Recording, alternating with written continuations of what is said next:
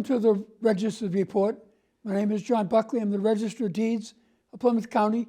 This show is about Plymouth County real estate. This show is being taped in April. We're talking about the March recordings at the Registry of Deeds. I have a great guest in the second segment of the show, a realtor by the name of Eileen Cain, who's been on the show before. And then we're going to talk about some of our Plymouth County and Plymouth Colony history. So let's go right to the numbers. First of all, deeds are sales of property. There were 508 deeds recorded in March, more than the 418 in February, up 6% from last year. Year to date, up 7%. We're going to go to an image of sales of property. There are properties being sold in every one of our 27 communities, from Abington to Whitman, Plymouth and Brockton being the highest. You can see on that chart for the first 3 months of the calendar year. Mortgages have been bumping up a little bit better than it was before. There were 937 mortgages in March, more than the 818 in February, a little bit less than last March, and year to date we're down 7% in mortgages. When the interest rates went up, refinancing stopped almost completely. We followed foreclosure deeds very closely since the meltdown in 2008. There were only 10 foreclosure deeds in March across the whole county, less than the 18 in February. Year to date, it's up 47% because of the freezing during the COVID period. And foreclosure notices, there are only 42. Foreclosure notice is the first document we see someone's in trouble. If you're in trouble paying your mortgage, reach out to a federal housing counselor as soon as you can. The 42 in March was less than the 51 in February, but year to date, we're down 10%. Again, we're going to show all the foreclosures, deeds, and foreclosure notices for each of the 27 communities of Plymouth County. And you can see there were a lot of zeros. Brockton had 5 orders of notice. Plymouth had 4. A lot of zeros, though, because the lenders aren't really caught up with what's happening. So please be aware, if you're concerned about property fraud, go to our website, PlymouthDeeds.org, go to resources, and under fraud alert, you can sign up with your email, and with that form. After you do that, anything recorded against your name, you'll get an email, and you can check whether it's something that should have gone on record. Sometimes if your name is a common name like John Buckley, you might get other John Buckley's information, but at least you have the chance to be aware of what's going on out there with your property. And we have a great guest coming up, Eileen Cain of Cain Realty Group and William Raveis Real Estate, talking about Plymouth County real estate and issues going forward. Thank you. Welcome back to the Registered Report. My name is John Buckley. I'm the Register of Deeds of Plymouth County. It's all about Plymouth County real estate and our real estate market. And in this segment of the show, we've done surveyors, appraisers, many different people involved in the real estate community, and realtors are always at the top of the list because they are the people that are on the ground. And I have a great repeat guest, a realtor today, Eileen Cain of Eileen Cain Group and William Raveis Real Estate. Mm-hmm. Welcome back. Thank you. Thank you again. And I was mentioning on Saturday Night Live, they actually identified the number of times the host was on, and I think you came up with 6 or 7. Yep, it's been, every year consistently, which is great. Great. Happy to be here. So let's talk a little bit about yourself and how you got into the real estate market and community rather. Yeah, 2004-5 is when I left my previous career to, get into real estate, and My previous father-in-law owned a company in town, Paul Clancy Real Estate, great guy, and he thought I'd be able to do well.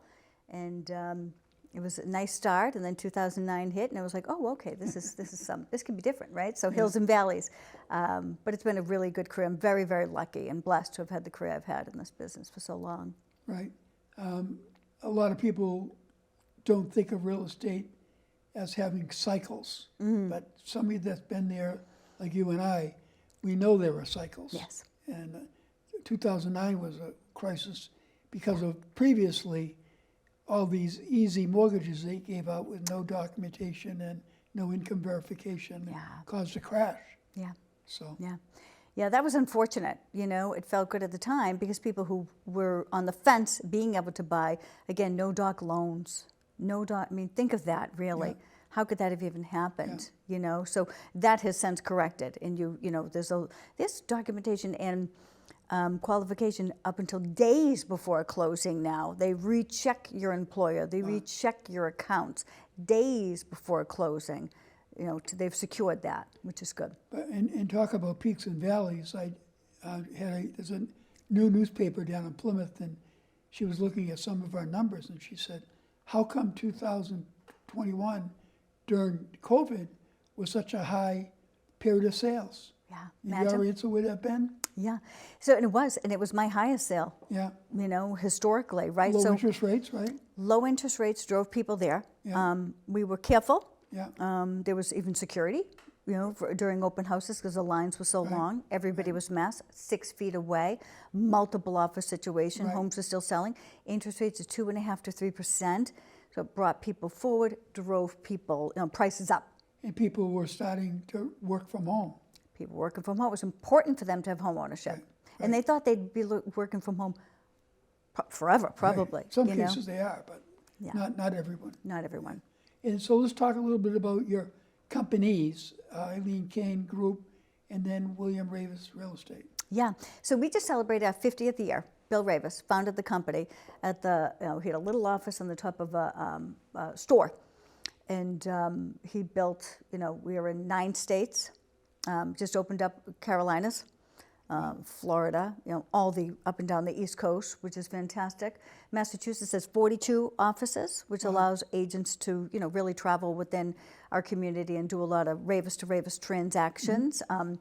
He is a smart guy. He's in his late 70s, but he's still very much involved in the company, running the company and, meetings, Zoom meetings. He's just brilliant. So we just had our 50th. He did a gala. He pulled out all the stops, but there was a lot of education. Nice. He appreciates his, a lot of education. His staff, Yep. That week, those 3 days there, he had set up a lot of education for what's now happening, more change. So we, really were required. We got to have the party at night, but we had school during the day. Yeah, well, you do CEUs anyways, right? Yes, absolutely. That's a given, to keep your licensing. But he had people that, again, feet on the ground, his company, his finance guys, marketing team, to say, how can we continue to build and navigate? How can we, during this time? Yeah, every day there's something new decision from a high level of a court coming out affecting real estate. There was one yesterday about when the towns are taking property for taxes and there's a surplus, it's not, they're gonna have to change the way they do business. Change is inevitable, John, Yeah. in anything, and especially in real estate. Yeah. So you just have to, not have fear and just pivot your way through. Fascinating to me, having been in the practice, is the technology and the speed at which all the documents fly back and forth and get taken care of. Yeah. Thank God. We used to drive around and try and get an offer, but now there's no reason. Deadlines are quicker. Yeah. Everything is on that phone, digital signature, and we have people deep into their 80s that are firing up their computers and hitting that sign button, which is great. So where are we right now? The show's being taped closer to the end of April, so we're well into spring. Yeah. Seeing the flowers on the trees is past the crocus and, period. We're getting into spring. The days are going to start getting consistently warmer. Yeah. So where is our marketplace right now? I feel like it's a rinse repeat. You know, when I was contemplating driving here, I'm like, we've had this conversation before. Low inventory. Yeah, Still. right, Why? Yeah. The why now is the interest rates are high. right, So homeowners who haven't identified their property already are hesitant to leave their low mortgage or no mortgage, right. to get into a mortgage. People living longer, thank God, help comes into the home, they can stay. So we continue to see pop-ups and pop-off. There's been a couple of price reductions because sellers, you know, do see that they, you know, these increases in equity. And so, but if you're at a premium, you will have to adjust. You know, if you're not sold in a couple weeks, you don't have an offer in a couple of weeks, you have a pricing problem. Right. So we see a little bit of that as well. But I just had an open house this weekend, a beautiful colonial at the end of a cul-de-sac in Bridgewater. And it was multiple offers. Right. And our average sale price is up 7% over last year at this time. And if interest rates go down, they'll go up again. Right, right. No, it's absolutely a strange market right now. Yeah. So do you believe there's a big backup in purchases? What do you mean by backup? Well, in terms of people that are that once the rates come down, they'll be ready to move. Oh, absolutely. Yeah. But again, they're still available. There's Yeah. still people purchasing. Right. Because my conversation with potential buyers is don't hesitate. Because again, when those interest rates do go, if they hit a 4, they're not going to, I don't think we'll see a 2, it'll drive prices up. So if you want to be somewhere, you don't want to be where you are, and you want to be in a home, buy, if you can afford it, and refinance when they go down. Don't delay. Yeah. Don't delay. So yeah, there are some pent up, you know, there's some people that are maybe waiting, but the people that have waited, John, look what happened. Right. Look what happened. The interest rates went up. And values have gone up still. And values have gone up. So I Around have here had anyways, a couple of buyers that said they're going to wait, and now that it's costing more money. Right, right. So if you're talking to a prospective buyer in this market, what would your conversation be after you sat down with them? My conversation would be write an offer that you can live with.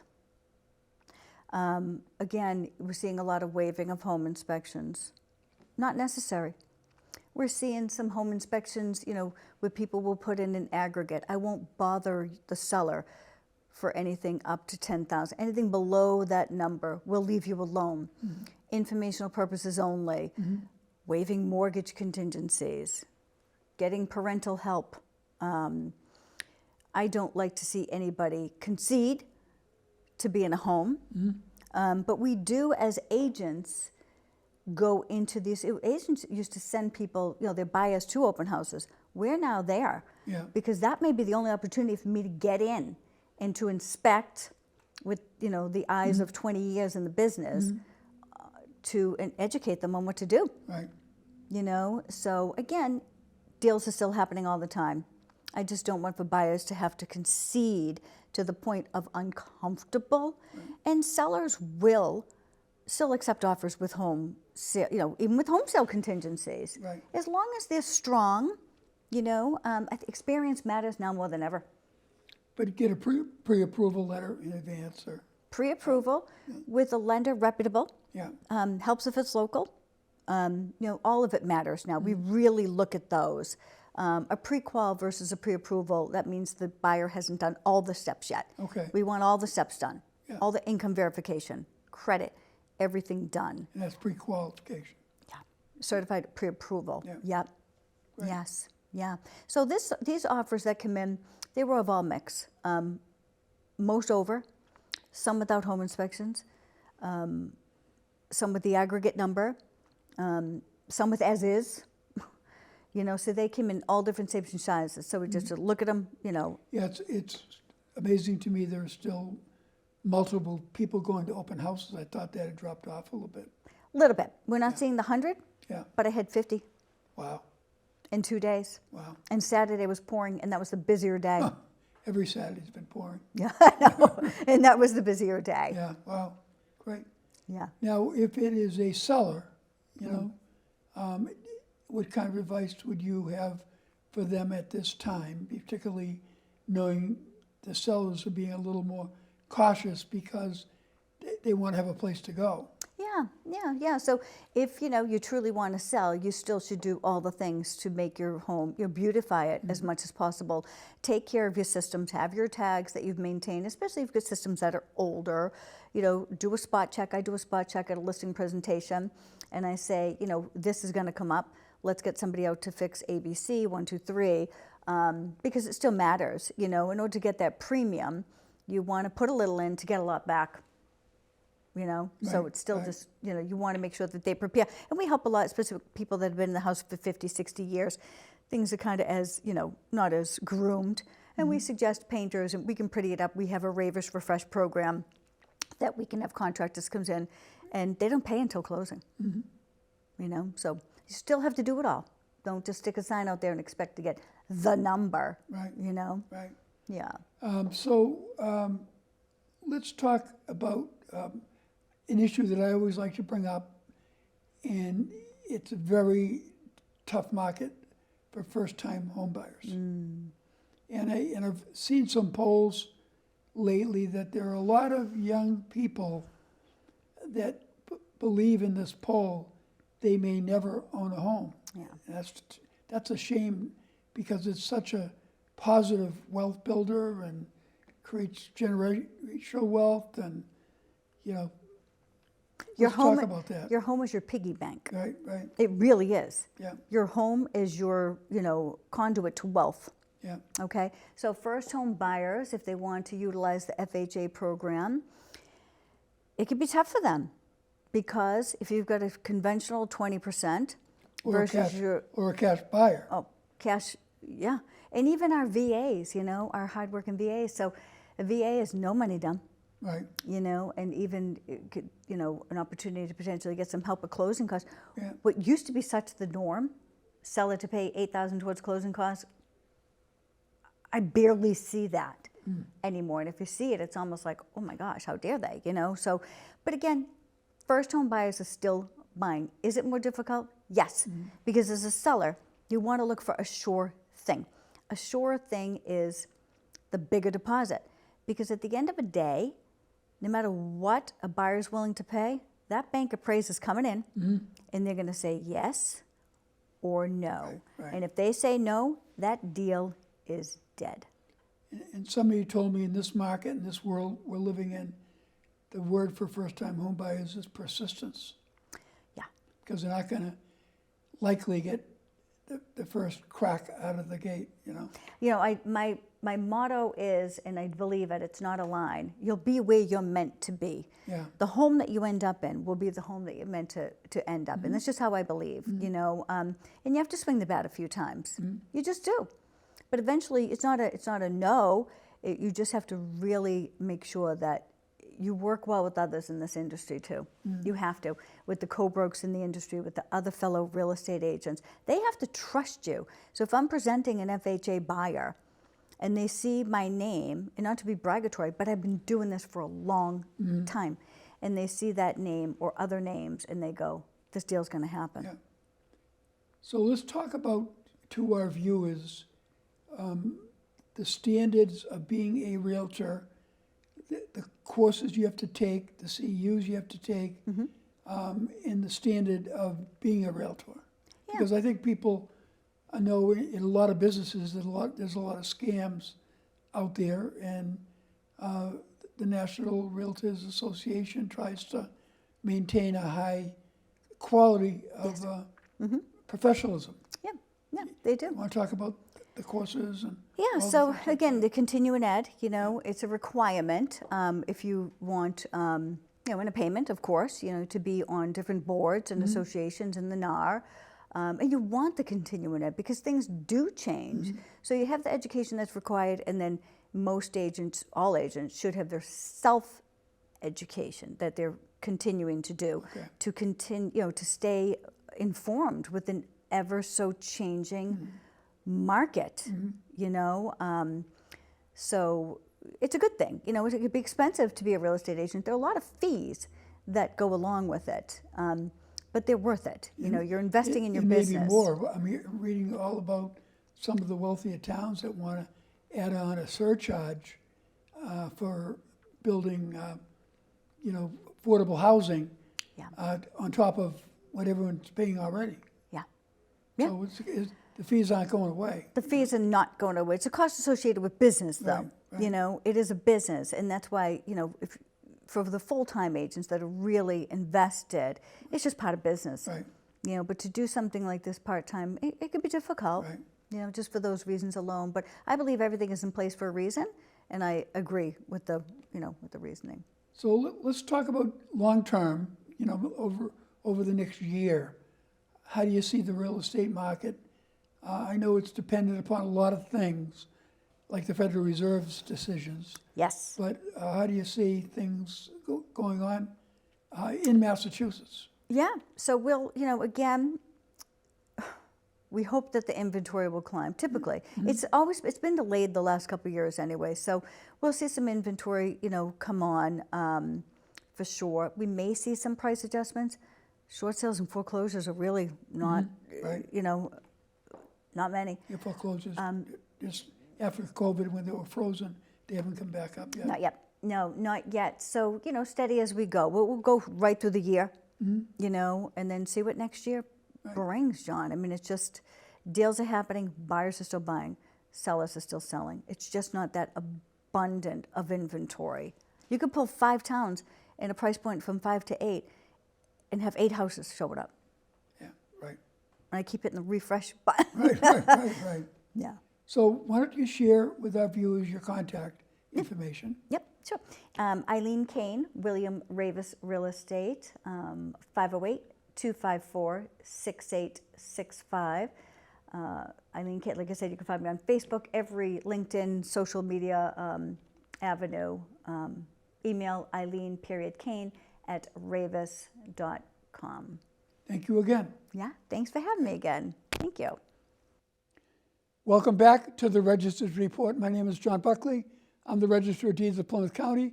I want to thank Eileen Cain for the great job she did describing her company and what is happening in this marketplace.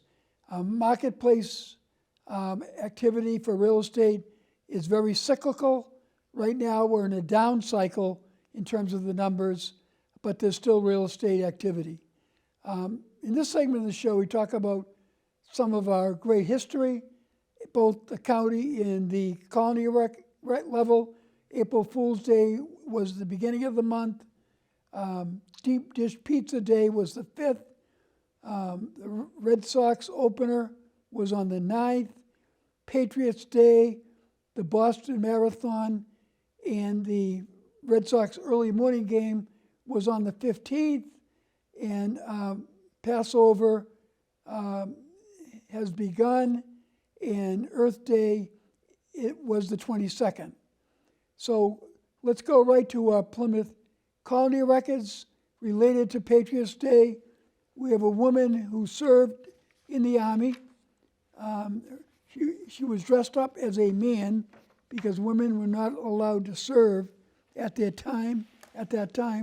Her name was Deborah Sampson. She was from the town of Plimpton, but she was born in 1760, the oldest of 6 children, and basically she enlisted in the Army at age 21.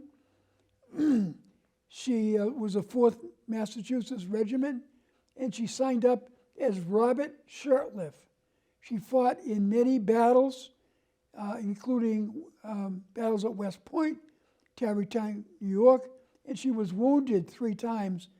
So she would have been given what was basically a Purple Heart at that time. She was honorably discharged after service by General George Washington, and retired, got married, had 3 children, and moved to the town of Sharon.